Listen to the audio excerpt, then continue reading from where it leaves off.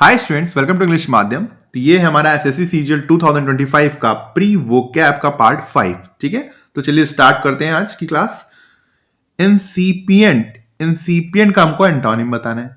इसकी part of speech होती है एडजेक्टिव, और इसका मतलब होता है कि कोई चीज एकदम स्टार्टिंग फेज में हो या फिर स्टार्टिंग अवस्था में हो। नेसेंट, नेसेंट का मतलब होता है नया, तो जो नई है तो वो स्टार्टिंग में ही होगी। ठीक है, इसका पार्ट ऑफ स्पीच भी क्या है? एडजेक्टिव है। डेवलपिंग स्टेज में है, जो चीज डेवलप कर रही है, मतलब अभी पूरी तरीके से डेवलप्ड नहीं हुई है, तो ये भी एक तरीके से स्टार्टिंग फ्रेज हो गया, तो ये एंटोनिम तो नहीं होगा। एडवांस, जो चीज पूरी तरीके से डेवलप कर चुकी हो, जो स्टार्टिंग फेज में ना हो, तो ये एंटोनिम है। बडिंग, बडिंग भी एक तरीके से स्टार्टिंग की फेज हो गई, तो ये भी नहीं होगा। तो आंसर क्या होगा हमारा? सी होगा। तो ए, बी और डी जो है वो इंसिपिएंट के क्या है? सिनोनिम है। और भी कुछ सिनोनिम होंगे, जैसे embryonic, embryonic, rudimentary, rudi RUDI, men MEN, tree, और सॉरी रूडी MEN, रूडिमेंट्री। और हो गया इनकोएट, ठीक है, INCHOATE। और नेसेंट तो पता ही है, नेसेंट। ठीक है, तो आंसर क्या होगा हमारा? सी होगा। ट्रंकेटेड, ट्रंकेटेड का सिनोनिम बताना है। इसका मतलब होता है किसी चीज को काट के छोटा कर देना, किसी चीज को काट के छोटा कर देना। इसकी पार्ट ऑफ स्पीच होगी एडजेक्टिव। लेंथेंड हो सकता है सिनोनिम? नहीं होगा। एक्सटेंडेड, एक्सटेंड नहीं हो सकता। शॉर्टेंड, छोटा कर देना, हाँ। कॉम्प्लिकेटेड मतलब बहुत ही जटिल हो, है ना, तो सी जो है वो हमारा आंसर होगा। और क्या हो सकते हैं छोटा करना? अब्रिज, याद आया? अब्रिज्ड और कर्टेल्ड, प्रून्ड, और एक हो जाएगा कॉम्प्रेस्ड। ठीक है, कॉम्प्रेस्ड। तो ये क्या हो जाएंगे? ये ट्रंकेटेड के सिनोनिम हो जाएंगे। इन सबका क्या मतलब है? छोटा होना। पल्वराइज, पल्वराइज का हमको एंटोनिम बताना है। ठीक है, इसकी पार्ट ऑफ स्पीच क्या होगी? वर्ब होगी। इसका मतलब होता है कि किसी चीज को बहुत ज्यादा महीन कर देना, ठीक है, बहुत ही ज्यादा टुकड़ों में बांट देना उसको। क्रम्बल मतलब किसी चीज को एक तरीके से वो टूट कर बिखर जाना होता है, क्रम्बल मतलब। तो इसका पार्ट ऑफ स्पीच क्या होगा? वर्ब होगा। शैटर मतलब भी समझ में आ गया होगा, टूट टूट जाना, तो ये भी नहीं होगा सिनोनिम, ये तो सिनोनिम है। रिस्टोर मतलब कोई चीज दोबारा वापस ठीक हो जाए, तो ये एंटोनिम हो सकती है। क्रश मतलब भी कुचलना होता है। तो ये ए, बी और डी क्या है? सिनोनिम है, और सी हमारा एंटोनिम है। और इसके पल्वराइज के सिनोनिम क्या हो सकते हैं? जैसे डिमोलिश, ठीक है, अगर डिमोलिश दिख जाए, या फिर एनिहिलेट, एनिहिलेट तो थोड़ा सा दूर का हो गया मगर फिर भी एनिहिलेट मतलब पूरा विनाश हो जाना, है ना, हर चीज बिखर जाना टूट कर, तो इसको भी यूज कर सकते हैं हम। या फिर एक होता है ग्रिंड, ठीक है, ये भी आता है कभी कभी, तो इसको दिमाग में रखना है तीनों को। फेस्टिविटी, फेस्टिविटी का हमको सिनोनिम बताना है। अब फेस्टिविटी जब भी फेस्टिवल जैसा कुछ आता है तो हमेशा सेलिब्रेशन से हम रिलेट करते हैं उसको ना, जश्न से। और इसकी पार्ट ऑफ स्पीच क्या होती है? नाउन होती है। अब जहां पे फेस्टिविटी है वहां पे क्या साइलेंस होगा? कभी नहीं होगा। आर्गुमेंट, बहस होगी? नहीं होगी। डिसअपॉइंटमेंट होगा, निराशा होगी? नहीं होगा। सेलिब्रेशन होगा? हाँ, सेलिब्रेशन होगा, सिनोनिम। ठीक है, इसके और भी सिनोनिम लिख लो, जैसे मैरीमेंट, क्या हो जाएगा? मैरीमेंट। और हो जाएगा रिवलरी, REVELRY। और एक होता है जुबिलेशन, ठीक है, और एक और याद कर लो, गाला। ठीक है, इन सब का क्या नाम क्या मतलब होता है? सेलिब्रेशन। ठीक है, मैरीमेंट, रेवलरी, जुबिलेशन, गाला। रिकैल्सिट्रेंस, रिकैल्सिट्रेंस को हमको एंटोनिम बताना है। इसका पार्ट ऑफ स्पीच क्या होता है? नाउन होता है। ठीक है, और इसका मतलब होता है कि बहुत ही ज्यादा जिद्दी एटीट्यूड या फिर जिद्दीपन। इसका एंटोनिम क्या होगा? डिफायंस, डिफायंस मतलब आज्ञा ना मानना, तो ये एंटोनिम तो नहीं लग रहा। कंप्लायंस मतलब किसी लॉ को फॉलो करना या किसी हर चीज को फॉलो करना, तो ये तो हो सकता है। रेजिस्टेंस नहीं होगा। रेबेलियन एक तरीके से विद्रोह, तो ये भी नहीं होगा। तो आंसर यहां पे क्या है? बेस्ट बी है। और भी जिद्दी से रिलेटेड नाउन जैसे हो सकते हैं डिसओबीडियंस, स्पेलिंग याद रखना डिसओबीडियंस की, ठीक है, DIENCE। डिफायंस तो है ही ऑप्शन में, डिफायंस, या फिर रिफ्रैक्टोरिनेस, रिफ्रैक्टोरिनेस, और एक होता है ऑब्स्टिनेंसी, ऑब्स्टिनेंसी। ठीक है, तो इनको याद रखना, डिसोबोइडियंस, डिफायंस, रिफ्रैक्टोरिनेस एंड ऑब्स्टिनेंसी। फिलेगमैटिक, फिलेगमैटिक का हमको सिनोनिम बताना है। पार्ट ऑफ स्पीच होती है इसकी एग्जेक्टिव, और इसका मतलब होता है शांत स्वभाव का। काम हो सकता है, एक्साइटेबल जो बहुत ज्यादा एक्साइट होने वाला हो, नहीं। एगिटेटेड बहुत ज्यादा परेशान रहने वाला हो, नहीं। इमोशनल बहुत ज्यादा भावुक रहने वाला हो, नहीं। तो ये जो है हमारा करेक्ट आंसर होगा। और शांत से कौन से सिनोनिम हो सकते हैं, जैसे स्टोइक, या फिर इम्पैसिव, या फिर अनफ्लैपेबल। एक और वर्ड होता है SERENE, सेरेन। और कंपोज तो पता ही होगा, ठीक है। तो स्टोइक, इम्पैसिव, अनफ्लैपेबल, ये अनफ्लैपेबल और सेरेन, ठीक है। ये किसके वर्ड होते हैं, शांत के, शांत स्वभाव के, ठीक है। फेलेग्मेटिक भी याद रखना। टॉरपॉर, टॉरपॉर का पार्ट ऑफ स्पीच होता है नाउन, और इसका हमको एंटोनिम बताना है। इसका मतलब होता है बहुत ही ज्यादा आलस्य, सुस्ती। स्टुपोर, स्टुपोर का मतलब होता है कि ऐसी अवस्था जिसमें इंसान को बिल्कुल होश ना रहे, तो ये तो सिनोनिम की तरीके है। लाइवलीनेस का मतलब होता है बहुत ही ज्यादा, उसके अंदर एक तरीके से ऊर्जा हो, ठीक है, एकदम जीवित हो, तो ये तो एंटोनिम लग रहा है। स्लगिशनेस का मतलब होता है बहुत ही ज्यादा आलस्य, तो ये भी नहीं है। इनर्शिया, इनर्शिया का मतलब होता है कि बिल्कुल भी एनर्जी ना होना, तो जब एनर्जी नहीं होगी तो एकदम सुस्त रहोगे, तो ये भी तरीके से सिनोनिम है, तो ये भी आंसर नहीं होगा। तो बेस्ट है हमारा बी। और भी जैसे इसके सिनोनिम हो जाएंगे टॉरपॉर के, जैसे लेथार्जी, LETHARGY, या फिर लिस्ट लेसनेस कल बताया था, या फिर स्लगिशनेस तो है ही। डॉरमेंसी एक पढ़ा था कल वर्ड हम लोगों ने, डॉरमेंसी, ठीक है, DORMANCY। एनाक्रोनिस्टिक का सिनोनिम बताना है। इसकी पार्ट ऑफ स्पीच क्या हो जाएगा, एग्जेक्टिव, ठीक है। इसका मतलब होता है कि कोई चीज जो है वो बहुत ही ज्यादा पुरानी हो, बहुत ज्यादा पुरानी हो। मॉडर्न तो होगा नहीं, फ्यूचरिस्टिक समझ में आ रहा है कि एकदम भविष्य का कोई चीज। टाइमली जो एकदम समय के अनुसार हो, तो पुरानी कैसे हो जाएगी अगर समय के अनुसार है।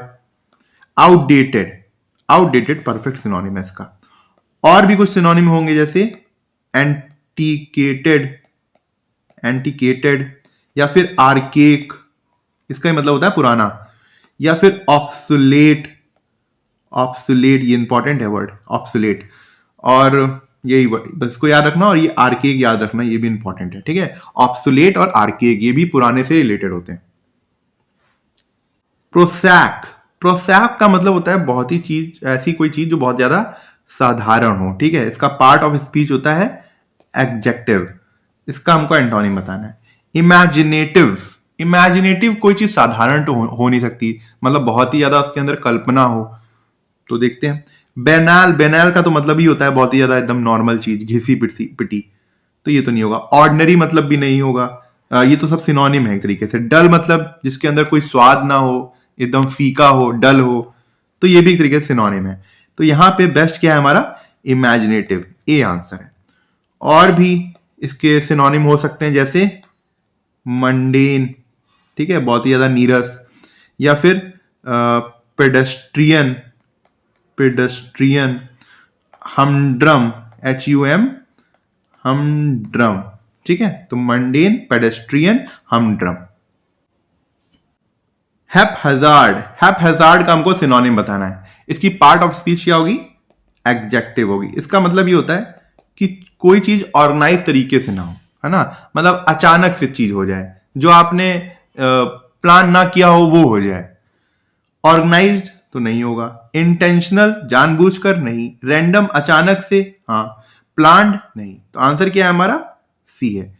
हैपहैजार्ड के और भी सिनोनिम देख लो, जैसे अनसिस्टमैटिक, अनसिस्टमैटिक, या फिर एराटिक,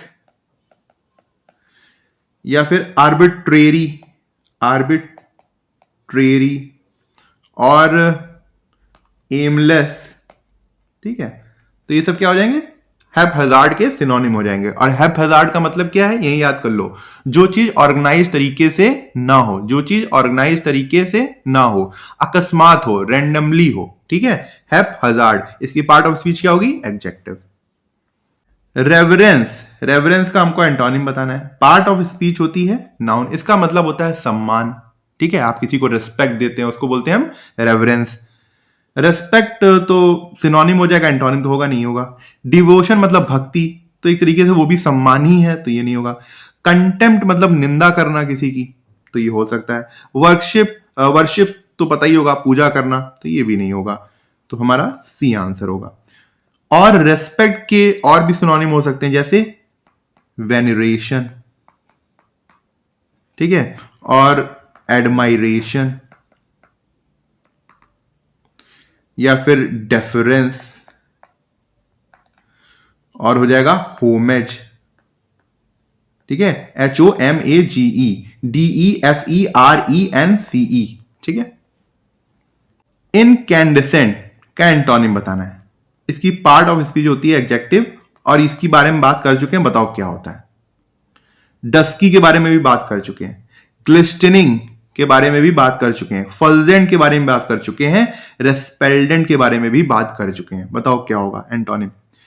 इनकैंडेसेंट का मतलब होता है बहुत ही ज्यादा चमकदार, चमकीला, ठीक।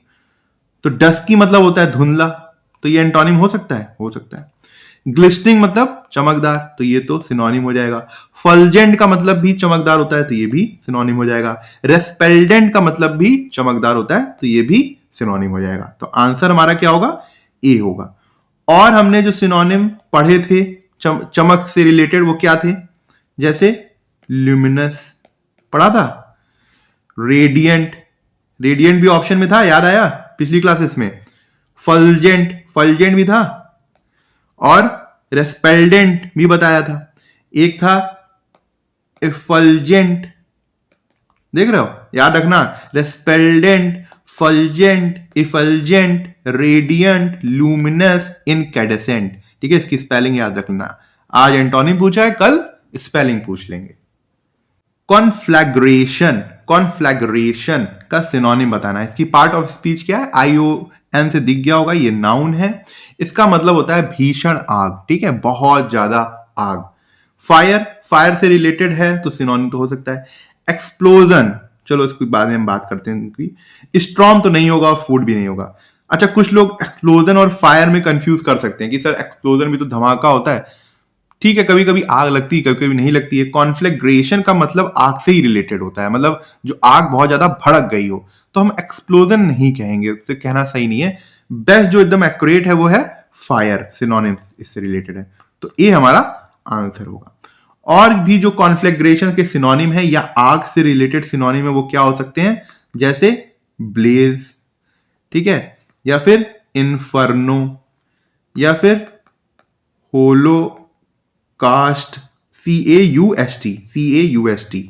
वाइल्ड फायर तो सबको पता होगा, ठीक है, या फिर firestorm, firestorm, firestorm, ठीक।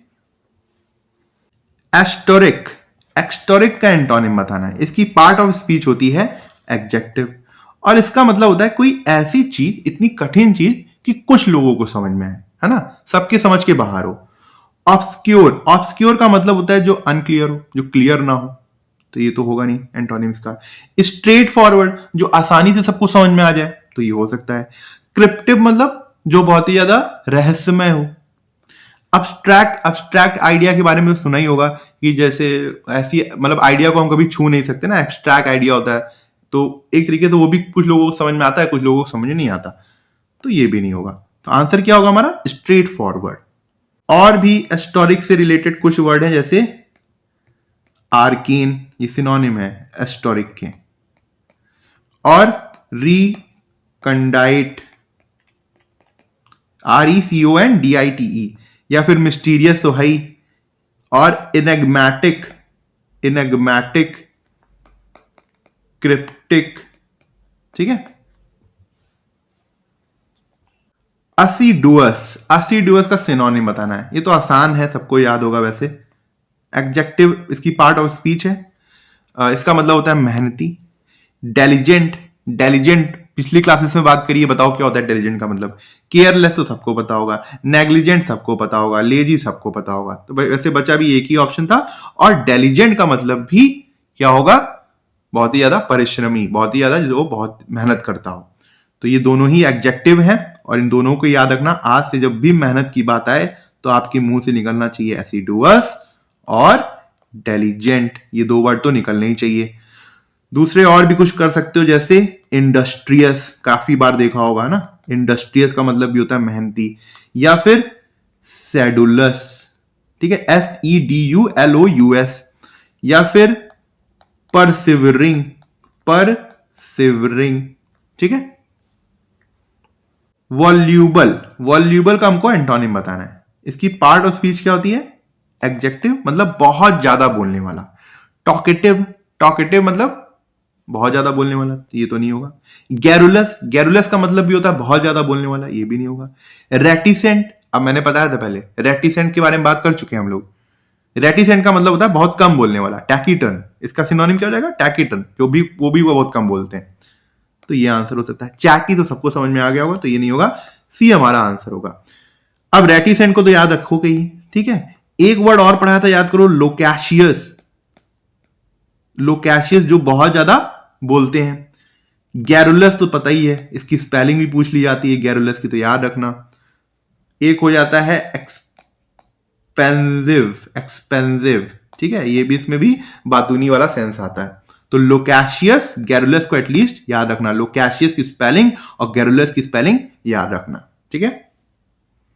तो ठीक है, आज का लेक्चर यहीं ख़त्म करते हैं। आई होप आपको कुछ सीखने को मिला होगा और आप कमेंट सेक्शन में ज़रूर बताइएगा कि आपको आज का लेक्चर कैसा लगा और आपको क्या सीखने को मिला।